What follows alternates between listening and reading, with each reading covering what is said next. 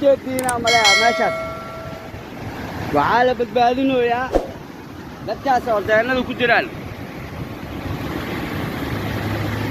dadkaas oo deennada geedaha rafrafka oo maxaa la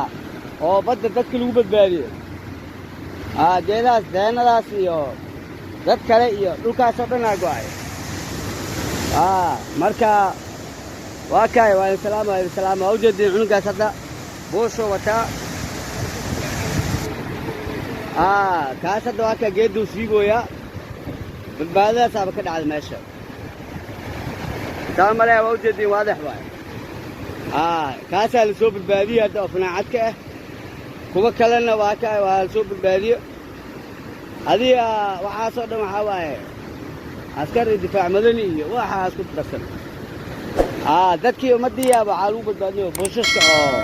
maxaa la lahaa oo dadka badda lagu badbaadiyey waa salaama marka